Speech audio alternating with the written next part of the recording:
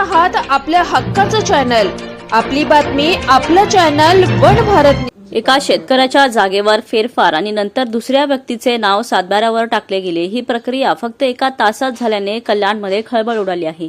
या प्रकरणात भाजपा पदाधिकारी व विकासक प्रेमनाथ म्हात्रे हे लवकरच मुख्यमंत्री देवेंद्र फडणवीस आणि महसूल मंत्री चंद्रशेखर बावनकुळे यांची भेट घेणार असून एवढेच नाही तर या प्रकरणात उच्च न्यायालयात याचिका दाखल करणार आहोत। मात्र याबाबत कल्याण तहसीलदार विकास गारुडकर यांनी या प्रकरणाची चौकशी करून पुढची माहिती देणार असल्याचे सांगितले आहे।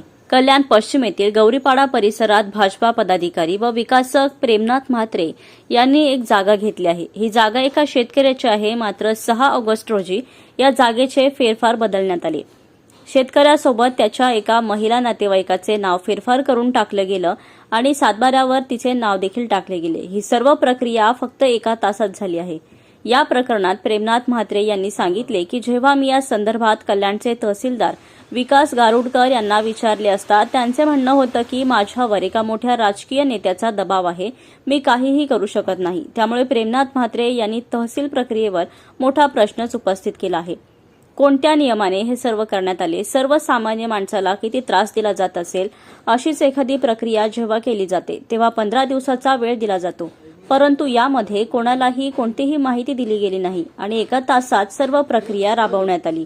या प्रकरणात प्रेमनाथ म्हात्रे मुख्यमंत्री देवेंद्र फडणवीस, महसूल मंत्री चंद्रकांत बावनकुळे, भाजपा प्रदेश अध्यक्ष रवींद्र चव्हाण, माजी केंद्रीय मंत्री कपिल पाटील यांची भेट घेऊन हा सर्व प्रकार सांगणार आहोत।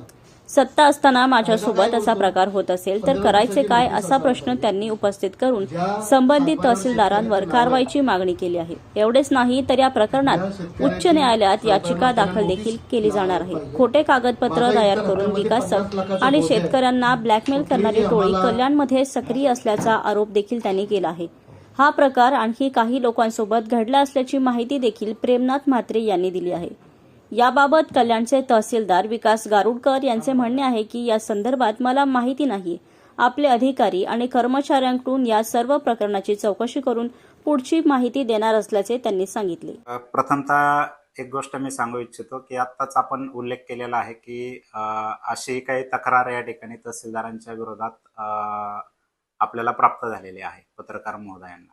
तर त्या तक्रारीच्या अनुषंगानं मला तपासणी करू द्या, नक्की त्यांची तक्रार काय आहे, त्या तक्रारीच्या अनुषंगानं नक्की वस्तुस्थिती काय आहे मी त्याची माहिती घेतो माझ्या संकलनाकडून, संबंधित कर्मचाऱ्यांकडून, आणि मग त्यावर मी निश्चित आपल्याला त्या ठिकाणी नक्की वस्तुस्थिती काय आहे त्याविषयी 100% माहिती आपल्याला देईल।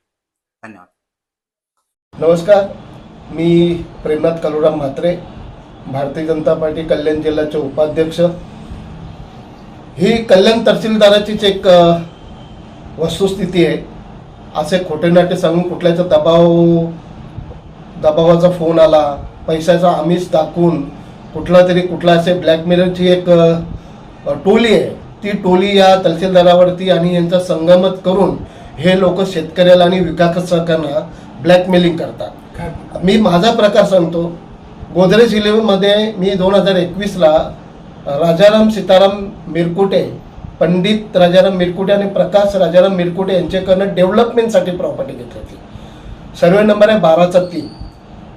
ती राजाराम सीतारामाला 1968 सालाला त्यांच्या आजोबाकडनं विलपत्रांनी जागा आलेली आहे। त्याच्या आधारे 2014ला राजाराम सीतारामनी त्याच्या दोन्ही मुलांना ती विलपत्रांनी दिलेली आहे। तहसीलदारांनी 6 ऑगस्ट तारखेला शेतकऱ्यांनी राजाराम सीतारामच्या बहिणीने अर्ज केला त्या सातबाऱ्यावर नावं लावण्यासाठी। असं काय झालं का 1 घंट्यात फेरफार मंजूर, 1 तासात फेरफार मंजूर, सातबाऱ्यावर अंमल, म्हणजे हे कायदा आहे तरी कुठे? हे चालले तरी काय कल्याण तहसीलदाराचं काम? आजपर्यंत आपण सर्वसाधारण वारस दाखला किंवा वारस फेरफार टाकताना मिनिमम 15 दिवसाची नोटीस, त्या सातबाऱ्यावर असलेली नावांना त्यांची एक नोटीस काढतात तहसीलदारमधून किंवा तलाठी ऑफिस। माझ्या कंपनीचा इतर हक्कामध्ये 50 लाखाचा बोज आहे, मलाही कुठली नोटीस नाही, कुठली सूचना नाही, डायरेक्ट एका तासात फेरफार मंजूर करून ह्या तहसीलदाराने डायरेक्ट त्या 2 व्यक्तींची नावं सातबाऱ्यावर आणली। यावरती आता तुम्ही काय तक्रार आणि काय मागणी? मी माननीय मुख्यमंत्री देवेंद्र फडणवीस साहेब, आपल्या राज्याचे महसूल मंत्री बावनकुळे साहेब, भाजपचे आमचे प्रदेश अध्यक्ष रवींद्र चव्हाण साहेब आणि आपल्या ठाणे जिल्ह्याचे नेते कपिल पाटील साहेब, तसेच आमचे जिल्हा अध्यक्ष नंदू परब साहेब यांच्याशी मी संवाद साधणार. यांना मी निवेदन देणार आहे का हे कल्याण जिल्ह्यामध्ये चाललं काय, आपल्या एखाद्या शेतकऱ्याला एखाद्या विकासाला हे आत्महत्या करायला लावतील असं कामं करून. आणि याच्या मागे जी टोली आहे ती आणि हे तहसीलदार असे मिळून हे तोडपाण्या करायचं काम चालू आहे. तहसीलदारांना आम्ही विचारणी केली असता तहसीलदारांचं म्हणणं आहे आणि खालच्या लोकांचं का आमच्यावर कुठला तरी मोठ्या नेत्याचा प्रेशर आहे, त्यांचा फोन आला म्हणून आम्ही एका तासात, कुठल्याही नेत्याचा जरी फोन आला तरी 1 तासात मंजूर होतो का फेरफार, आणि लगेच 1 तासात सातबारे अंमल. हे तरी देखील अशा प्रकारे होतं. मला मला हेच समजत नाही का सत्ता असताना जर आमच्यासारख्याला असा त्रास होतो तर सर्वसामान्य आणि सामान्य शेतकऱ्याची काय हालत असेल.